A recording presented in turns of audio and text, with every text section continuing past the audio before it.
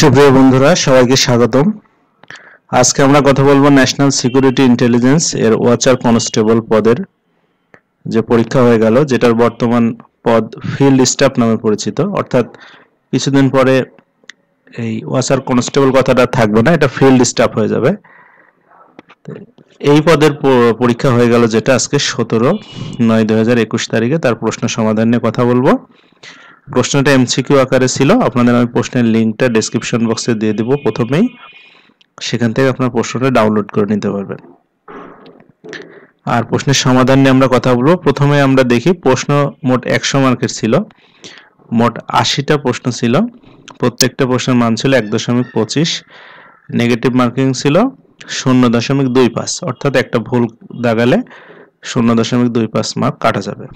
আচ্ছা, এতে বাংলা 20টা, ইংরেজি 20টা, গণিত 15টা এবং সাধারণ জ্ঞান 25, মোট হচ্ছে 80টা প্রশ্ন ছিল।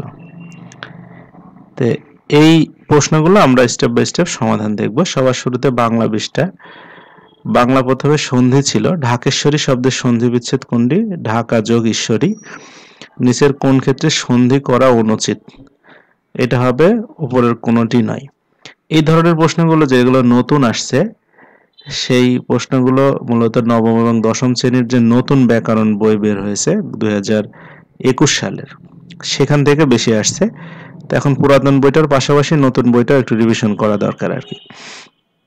3 নম্বর বলছে সমাসবদ্ধ শব্দের প্রথম অংশকে কি বলে? প্রথম অংশকে বলা হবে হচ্ছে পূর্বপদ, আর পরের অংশকে বলা হবে পরপদ বা উত্তরপদ। আচ্ছা, 3 নম্বর বলছে নিচের কোন বাগধারাটি ভূমিকা বোঝায়? গোবর গণেশ, গৌরচন্দ্রিকা, পত্রপাঠ না জল পানি? গোবর গণেশ মানে মূর্খ, আর গৌরচন্দ্রিকা হচ্ছে যে হিন্দুদের কীর্তনের সময় যখন গৌরকে ডাকা হয়, তখন শুরুতে গৌর সম্পর্কিত কিছু কথা গান বলা হয়, যেটাকে গৌরচন্দ্রিকা বলে। এটা হচ্ছে ভূমিকা বোঝায়, ইন্ট্রোডাকশন। আর পত্রপাঠ মানে চট জলদি চলে আসা আর কি, অর্থাৎ কোনো কিছু ইনস্ট্যান্টলি করা। আচ্ছা, কারক বিভক্তি নির্ণয় করো। পাপে বিরতি হও, পাপে বিরত হও, এটা হচ্ছে অপাদানের সপ্তমী হবে, অর্থাৎ কোনো কিছু থেকে বিরতি বোঝালে অপাদান কারক হয়। 6 নম্বর হচ্ছে আকাশে চাঁদ উঠেছে, কোন কারক? আকাশে, এটা হচ্ছে আমাদের জানি অধিকরণ কারক হবে, কারণ স্পেস বোঝাচ্ছে। এডিটর শব্দের সঠিক পরিভাষা কোনটি? এটা হবে সে সম্পাদক। 8 নম্বর বলছে মিসফরচুন নেভার কাম অ্যালোন, বঙ্গানুবাদ কি হবে? এটা হবে বিপদ কখনো একা আসে না। কোন বানানটি শুদ্ধ? এটা হচ্ছে দয়ে বয়ে ফলা, নয়ে দয়ে বফলা, দ্বন্দ্ব। 10 নম্বর বলছে নিচের কোনটি অশুদ্ধ? এটা হবে দারিদ্র। আচ্ছা, অলংকার ঝংকার বাক্যে কি হবে? এক কথায় প্রকাশ, এটা হবে সিঞ্জন। চক্ষুর সম্মুখে সংগঠিত, এটা হবে হচ্ছে চাক্ষুষ। আচ্ছা, প্রত্যক্ষ পরোক্ষ এগুলো নিয়ে কনফিউশন হয়। এটা হবে হচ্ছে অক্ষী ব্যাপারে যেগুলো থাকে, যেমন অক্ষীর সমক্ষে সমক্ষ, অক্ষীর সম্মুখে এটা প্রত্যক্ষ, অক্ষীর অগোচরে হচ্ছে পরোক্ষ। কিন্তু চক্ষুর সম্মুখে সংগঠিত, এটা হবে হচ্ছে চাক্ষুষ। ঠিক বিপরীত শব্দ কোনটি? এটা হবে হচ্ছে অনুরাগ এবং হচ্ছে বিরাগ। এরপরে 14 নম্বর হচ্ছে আরবি থেকে আগত শব্দগুচ্ছ কোনগুলো? এটা হবে কলম, হাকিম এবং দখল। স্বরধ্বনি নয় কোনটা? রি। তাকে আসতে বললাম তবু এলো না, এটা কিসের উদাহরণ? এটা হচ্ছে যোজক। এই ধরনের প্রশ্নগুলো আমি বললাম যে নবম ও দশম শ্রেণীর নতুন ব্যাকরণ বই থেকে আসছে। 17 নম্বর বলছে বাংলা ভাষার মৌলিক ধ্বনি কতটি? এটা হবে 37টি। মৌলিক স্বরধ্বনি না, কিন্তু মৌলিক ধ্বনি কতটি? আচ্ছা, 18 বলছে অনুকার দ্বিত্বের উদাহরণ কোনটা? এটা হবে চুপচাপ। এটাও নতুন নবম দশম শ্রেণীর বই থেকে এসেছে। অটবি শব্দের সমার্থক শব্দ কোনটি? অটবি মানে হচ্ছে বাগান, মানে কুঞ্জ। ঝরা পালক কাব্যগ্রন্থের রচয়িতাকে? এটা হবে হচ্ছে জীবনানন্দ দাশ। এই 20টা ছিল হচ্ছে বাংলা। এরপর আমরা চলে যাব হচ্ছে ইংলিশে। ইংরেজিতে প্রথমে বলছে চুজ দ্য অ্যাপ্রোপ্রিয়েট প্রিপোজিশন। 1 নম্বর ছিল Abdullah has no appetite dash food. অ্যাপিটাইটের পর আমরা জানি ফর বসে। I condole dash my friend dash his sister's death. কন্ডোলের পরে উইথ বসে এবং যে বিষয়ে সান্ত্বনা দেওয়া হচ্ছে তার সেখানে অন বসে। He hinted me dash the matter, এটা হবে হচ্ছে হিন্টেড অ্যাট দ্য ম্যাটার হবে। Choose the correct passive form of my son bought me a new motorbike. যেহেতু এটা পাস্ট টেন্সে আছে, সেহেতু হবে আর new motorbike was bought by my son. 25 নম্বর বলছে how long is it since you dash him last, এটা হবে হচ্ছে স। অর্থাৎ how long is it since you saw him last. 26 নম্বর বলছে we are friends we dash each other for hours. আমরা জানি ফর যুক্ত থাকলে তারপরে সময় থাকলে সেটা প্রেজেন্ট পারফেক্ট টেন্স অথবা পারফেক্ট কন্টিনিউয়াস টেন্স হয়। যেহেতু নো ভার্বের কন্টিনিউয়াস টেন্স হবে না, সুতরাং এটা হচ্ছে হ্যাভ নন। 27 নম্বর বলছে at 11 AM tomorrow they dash the factory, অর্থাৎ একটা নির্দিষ্ট সময়ে কাজ করা বোঝালে সেটা হবে হচ্ছে they will be working। আচ্ছা, এরপরে 28 নম্বর বলছে যে we dash dinner when the phone rang, যখন ফোন বাজলো তখন আমরা মানে ডিনার করছিলাম আর কি। তো এই ক্ষেত্রে when যুক্ত সেন্টেন্স গুলোতে একপাশে past indefinite tense আর আরেকপাশে continuous tense হবে, সেটা এটা হবে were having। Choose the correct sentence. Stop to write who is that man waiting outside, এটাই হবে হচ্ছে কারেক্ট সেন্টেন্স। আচ্ছা, এরপরে 30 নম্বর আসছে, বলছে choose the correct sentence. She has got very link here. Give me some paper to write on. There are too many noises. The news has made us very happy. আচ্ছা, এটা correct সেন্টেন্সটা হবে the news has made us very happy. I have to dash the bank now. I have to go to the bank now. He had 3 eggs for dash breakfast. Breakfast এর কোনো article বসবে না। Which of the following is a noun? নিচের চারটার মধ্যে কোনটা noun? এটা হচ্ছে মেনশনটা হচ্ছে নাউন। 34 নম্বর বলছে which of the following is a verb? চারটা অপশন দিয়েছে, এখানে মেনশন, বেস্টন এবং অ্যাটেনশন এই তিনটাই নাউন। ম্যানকে ভার্ব হিসেবে ব্যবহার করা যায়। Antonym of the word courageous মানে সাহসী, এই সাহসীর বিপরীত শব্দ হবে কাওয়ার্ডলি মানে ভীরু। ভ্যালিয়েন্ট মানে সাহসী, আনডান্টেড মানে সাহসী, ইনডমটেবল মানে হচ্ছে সাহসী। 36 নম্বর বলছে synonym of the word irritate, irritate মানে বিরক্ত করা, ভেক্স মানে বিরক্ত করা। চিন্তাশীল এবং সৎ মানুষ তৈরি করা যে কোনো শিক্ষা প্রতিষ্ঠানের লক্ষ্য হওয়া উচিত, এটার ট্রান্সলেশন কি হবে? The goal of any educational institution should produce thinking and honest human being. 38 নম্বর বলছে চুজ দ্য কারেক্ট স্পেলিং, এটা হচ্ছে অ্যাকুইসেন্স, ACQUIES CENC, আর অ্যাকোমোডেশন হচ্ছে CCOMMODATION। এবং 40 নম্বর লাস্টে যেটা ছিল he is the black sheep in the family, এখানে ব্ল্যাক শিপ দ্বারা কি বোঝায়? এটা হচ্ছে আনঅর্থি পারসন, অর্থাৎ মূল্যহীন লোক বা খারাপ লোক বা কুলাঙ্গার বলে বাংলায় সঠিক কথা। এই ছিল হচ্ছে ইংরেজি। এবার আমরা গণিতে চলে যাব। গণিতে প্রথমে বলছে যে 10 জন শ্রমিক যে কাজ 25 দিনে করতে পারে সেই কাজ 10 দিনে করতে কতজন লাগবে? সহজ কথা, 25 দিনে করে 10 জন, একদিনে করবে 250 জন, আর 10 দিনে করবে হচ্ছে 25 জন শ্রমিক। আচ্ছা, 42 নম্বর বলছে তিনটি সংখ্যার গড় 10, একটি সংখ্যা 12 হলে নিচের কোনটি একমাত্র প্রচুরক হবে? তিনটি সংখ্যার গড় যদি 10 হয় তাহলে মোট হবে 30, 30 থেকে একটা সংখ্যা 12 বাদ দিলে আর অন্য দুইটা সংখ্যা হবে 18। এখন প্রচুরক হতে হলে সর্বনিম্ন কোন সংখ্যা 2 বার থাকতে হবে, তাহলে 18 এর মধ্যে দুইবার একই সংখ্যা আছে, দুইবার একই সংখ্যা, তাহলে সেটা কত হবে? 9। আচ্ছা, তারপরে আসি বলছে একটি শ্রেণীকক্ষের 25 জন ছাত্রছাত্রীর গণিতে প্রাপ্ত নম্বর নিচে দেওয়া হলো, এই গড়, মধ্যক এবং প্রচুরক নির্ণয় করতে হবে।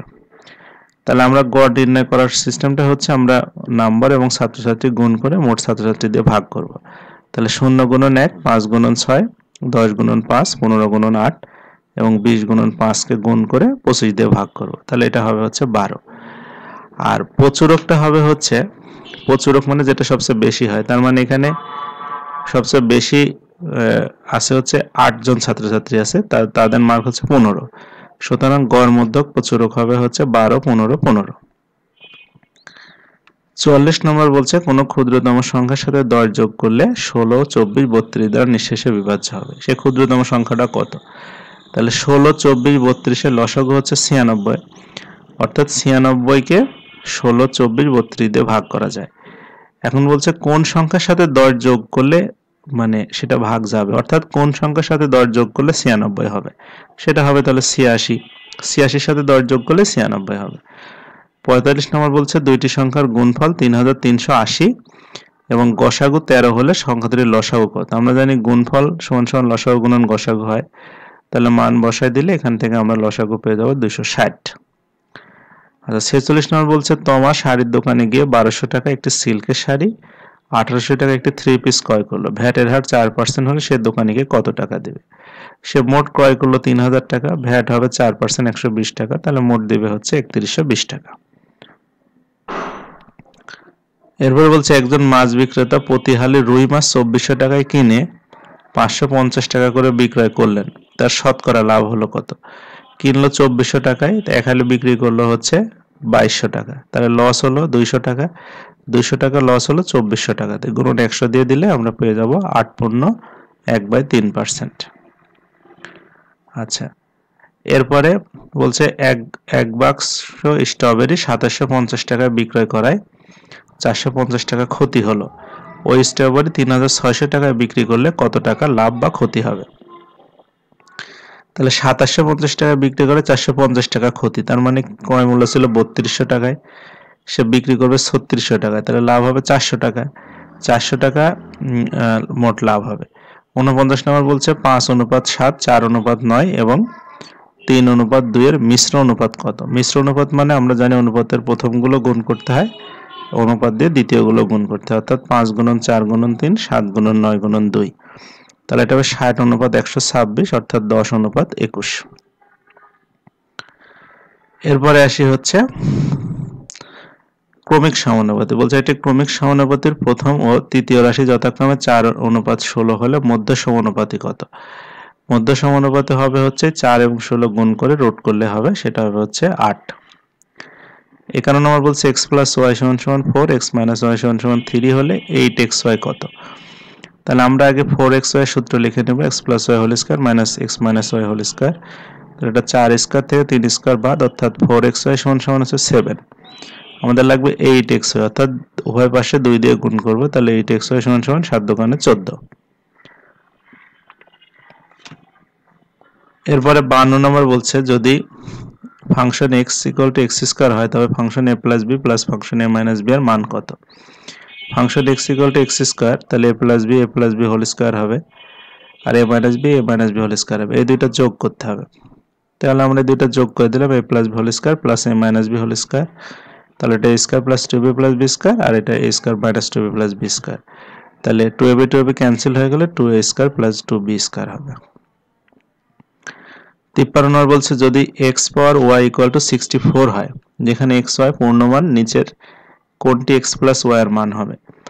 x পাওয়ার y = 64 হলে x এর মান হবে হচ্ছে 2, y এর মান হবে হচ্ছে 5, তাহলে x + y যোগ করলে হবে হচ্ছে 7। 54 নম্বর বলছে একটা আয়তক্ষেত্রের দৈর্ঘ্য 9 একক এবং ক্ষেত্রফল 54 একক হলে পরিধি কত? দৈর্ঘ্য যেহেতু 9, ক্ষেত্রফল যেহেতু 54, তাহলে আমরা জানি 6 নং 54, তাহলে প্রস্থ হবে 6 মিটার, আর পরিধি হবে দৈর্ঘ্য প্রস্থ যোগ করে 2 গুণ, অর্থাৎ 9 × 6 = 15 × 2 = 30 মিটার। 55 নম্বর বলছে যদি p ও q জোড় সংখ্যা এবং r বিজোড় সংখ্যা হয় তবে নিচের কোনটি জোড় সংখ্যা হতে পারে না? প্রথমটা ছিল pq, তারপরটা ছিল pr, তারপরটা ছিল r3/p, তারপরটা ছিল r/p। pq মানে দুইটা জোড় সংখ্যার গুণফল কিন্তু জোড় হতে পারে, জোড় বিজোড় গুণ করলেও জোড় হতে পারে, অর্থাৎ p এবং r গুণ করলেও জোড় হতে পারে। r এবং q মানে হচ্ছে r q গুণ করলে কি হতে পারে? জোড় হবে, কারণ জোড় বিজোড়, সেটাকে যদি আমি আবার জোড় দিয়ে ভাগ করি তাহলে জোড় রেজাল্ট আসতে পারে, কিন্তু একটা বিজোড় সংখ্যাকে জোড় সংখ্যা দিয়ে ভাগ করলে জোড় সংখ্যা হবে না, সুতরাং r/p এটা অ্যান্সার হবে না। 56 নম্বর বলছে নিচের কোনটি x² + 6x³ + 11x + 6 এর উৎপাদক হবে না? চারটা অপশন ছিল, একটা হচ্ছে x + 1, x + 2, x + 3, x + 4। যেটা উৎপাদক হবে সেটার মান আমরা ওই রাশিতে বসালে রাশিটা 0 হয়ে যাবে। যেমন x + 1 = 0, অর্থাৎ x এর মান -1 বসালে রাশিটা 0 হয়ে যাবে, -2 বসালেও রাশিটা 0 হয়ে যাবে, -3 বসালেও 0 হয়ে যাবে, কিন্তু -4 যদি আমি বসাই তাহলে সেটা 0 হবে না, সুতরাং এটা উৎপাদক হতে পারে না। এই ছিল হচ্ছে আমাদের অঙ্ক।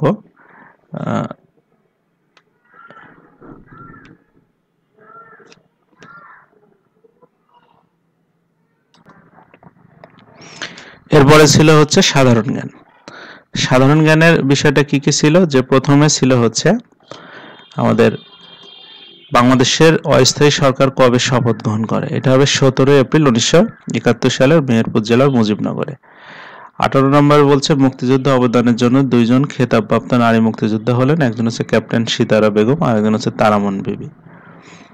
আচ্ছা, 59 নম্বর হচ্ছে বাংলাদেশের সংবিধান গৃহীত হয় কবে? এটা 16 ডিসেম্বর 1972 সালে গৃহীত হয়। 60 নম্বর বলছে বাংলাদেশের বর্তমানে অ্যাটর্নি জেনারেলের নাম কি? এটা হবে AM আমিন উদ্দিন। 61 নম্বর আমার দেখা নয়াচীন বঙ্গবন্ধুর লেখা কততম প্রকাশিত গ্রন্থ? এটা হবে 3য় গ্রন্থ। বিমান বাংলাদেশ এয়ারলাইন্সে যুক্ত হওয়া সর্বশেষ বিমান দুইটির নাম কি? একটা হচ্ছে আকাশতরী ও শ্বেত বলাকা। 63 নম্বর বলছে 27 মার্চ 2021 কোন দুইটি দেশের 25 বছর মেয়াদী কৌশলগত অংশীদারি চুক্তি স্বাক্ষর করে? এটা হবে ইরান ও চীন। 64 নম্বর বলছে সেভেন সিস্টার্স বলা হয় ভারতের কোন অঞ্চলকে? এটা হচ্ছে উত্তর পূর্ব ভারতের 7টি রাজ্যকে, আসাম, মিজোরাম, ত্রিপুরা, নাগাল্যান্ড, মেঘালয়, অরুণাচল প্রদেশ এবং মণিপুর। 65 নম্বর বলছে কোভিড-19 অক্সফোর্ড অ্যাস্ট্রাজেনেকা টিকা সর্বপ্রথম কোন দেশ ব্যবহার অনুমতি দেয়? এটা হচ্ছে ইংল্যান্ড। 66 নম্বর বলছে কয়লা উৎপাদনে বিশ্বে প্রথম হচ্ছে চীন। 67 অনূর্ধ্ব-19 ক্রিকেট বিশ্বকাপে 2020 ফাইনালে বাংলাদেশের প্রতিপক্ষ ছিল কোন দেশ? এটা হচ্ছে ভারত। 68 নম্বর বলছে বিশ্ব পরিবেশ দিবস পালিত হয় কবে? 5ই জুন। 69 নম্বর বলছে আগুন ও বরফের ভূমি বলা হয় কোন দেশকে? এটা হচ্ছে আইসল্যান্ড। 70 নম্বর বলছে ভারতের কোন অঞ্চলের সাথে বাংলাদেশের সবচেয়ে বেশি সীমানা বিদ্যমান? এটা হচ্ছে পশ্চিমবঙ্গ।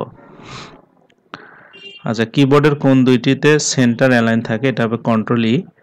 ইনসুলিন নিঃসৃত হয় কোথা থেকে? এটা হচ্ছে অগ্ন্যাশয় থেকে। ইনসুলিন আমাদের গ্লুকোজের মাত্রা নিয়ন্ত্রণ করে। ইনসুলিনের ঘাটতি হয়ে গেলে শরীরে ডায়াবেটিস দেখা দেয়। আচ্ছা, 73 নম্বর বলছে ভারতীয় জাতীয় কংগ্রেসের উদ্যোক্তাকে? এটা হচ্ছে অ্যালান অক্টাভিয়ান হিউম। 74 নম্বর বরেন্দ্র রিসার্চ সোসাইটি কবে কোথায় প্রতিষ্ঠিত হয়? এটা 1910 সালে রাজশাহীতে।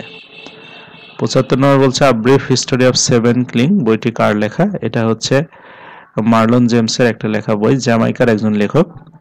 ইনি হচ্ছে এই একটা রহস্যময় বই আর কি, একটা যেটা দিয়ে অনেক মানে খুনের রহস্য উন্মোচন করা গেছে। 76 নম্বর বলছে নাগাসাকি নগরীতে বিস্ফোরিত পারমাণবিক বোমার নাম কি? এটা হচ্ছে ফ্যাটম্যান। আচ্ছা, লং ওয়াক টু ফ্রিডম গ্রন্থের লেখককে? এটা হচ্ছে দক্ষিণ আফ্রিকার বর্ণবাদ বিরোধী নেতা নেলসন ম্যান্ডেলা। 78 নম্বর বলছে কৃষক প্রজা পার্টি প্রতিষ্ঠিত হয় কত সালে? এটা 1936 সালে শেরেবাংলা ফজলুল হকের নেতৃত্বে। 79 নম্বর বলছে বোর্ডের ওপর তেল রঙের চট দখল ছবিটি কার আঁকা? এটা হচ্ছে SM সুলতান। 80 নম্বর হচ্ছে মানুষের মুক্তিযুদ্ধের সর্বাধিনায়ক কে ছিলেন? বঙ্গবন্ধু শেখ মুজিবুর রহমান। তো এই পর্যন্ত ছিল আজকে প্রশ্ন সমাধান। সুপ্রিয় বন্ধুরা, ভালো লেগে থাকলে লাইক, কমেন্ট, শেয়ার করবেন। এতক্ষণ সাথে থাকার জন্য সবাইকে অসংখ্য ধন্যবাদ।